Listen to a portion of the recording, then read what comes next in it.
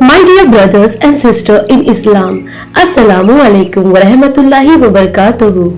The greatest test of our faith comes not when we are reciting the Quran, but when we are on our knees, weeping in the dead of the night.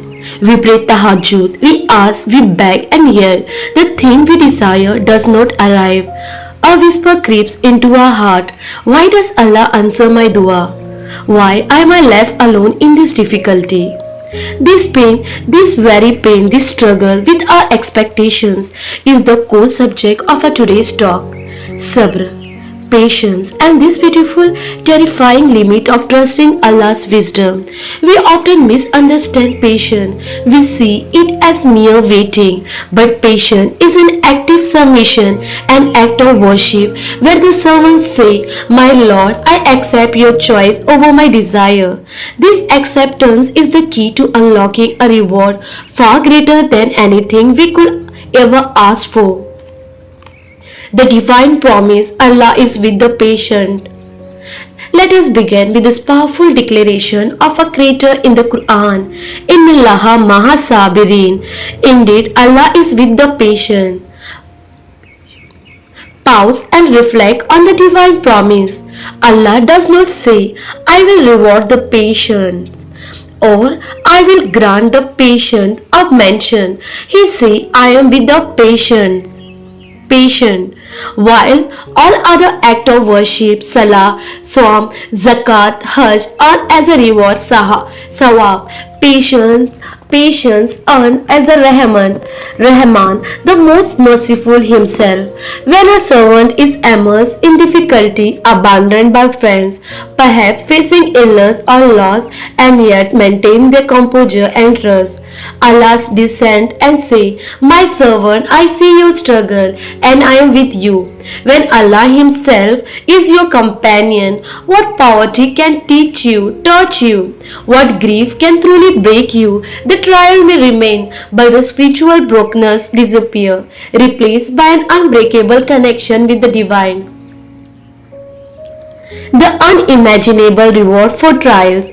To truly appreciate sabr, we must look at the day of judgment. On that day, the Prophet Muhammad described a scene that should redefine our lives today. He said that when people will patiently endure calamities in their life, see the immense, boundless reward Allah grant them, their heart will be filled with an overwhelming desire. They will wish upon seeing that reward, that "Oh, if only I had faced only trials and never no comfort in the world." Imagine that, a lifetime of pain and suffering, the loss of loved one, the struggle with poverty, all become so minor and insignificant in the face of the ultimate reward for patience, that we will wish for more difficulty. This realization is crucial.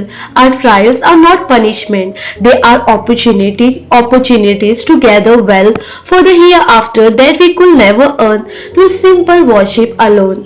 No tear is wasted, no moment of anguish is forgotten. The command, recite and ask for the best replacement. Allah has given us the practical instruction when calamity strikes. It is not just for the moment of death, but for any loss, big or small. A missed opportunity, a financial setback, a sudden illness. We must immediately recite, "Inna lillahi ma inna illa razi'un." Indeed, to Allah we belong, and to Him we shall return. But this is only the first step. The prophetic command continue. We must then raise our hand and make a specific dua. "Oh Allah, grant me something better than what you have taken from me." The Prophet Muhammad guaranteed that Allah will replace the loss with something better. The living proof, the story of Salama. The greatest testament to this promise is the story of Hazrat Salama.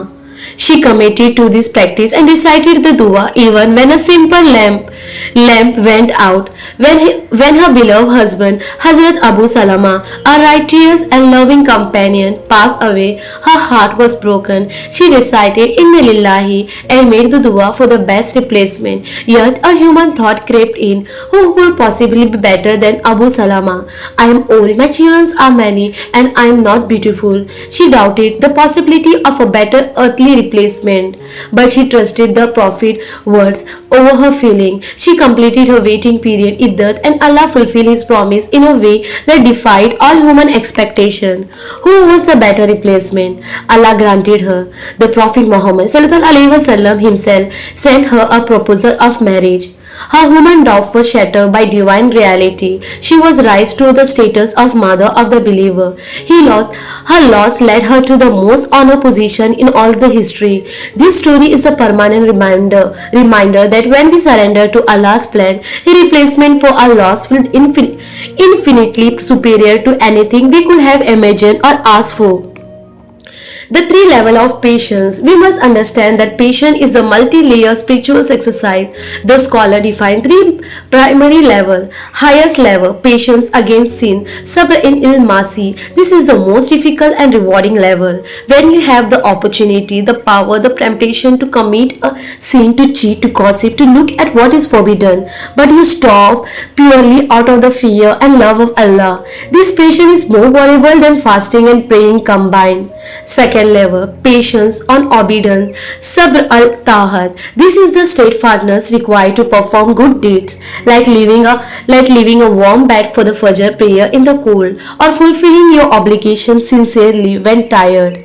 Third level, patience on calamities. This is the most common form, enduring loss of sickness without complaint. The prophetic example, crying and complaining. We should not mistake patience for stoicism or emotional acceptance. When the Prophet Muhammad ﷺ held his infant son Ibrahim, who was drawing his last breath, his eyes filled with tears. When questioned by a companion, he clarified, "The eye weeps and the heart grieves, but we only say what pleasure our Lord." Tears are a sign of love and mercy. They are permitted, but the tongue must utter words that maintain Allah's dignity and wisdom. Crying out, lamenting loudly, wailing, and asking, "Why me? Why did you do this to me?" is forbidden because it shows a lack of acceptance of Allah's decree. So sad, but never complain. Let the heart feel the pain, but let the tongue speak only Subhanallah and Alhamdulillah. My dear friend, if you are struggling today, remember the final limit of patience is total surrender. Do not allow your tongue to complain. Do not allow your heart to despair. Your life is not a result of random chores. It is meticulously crafted path by the one who loves you more than 70 mother. He knows what you need and he knows when you need it.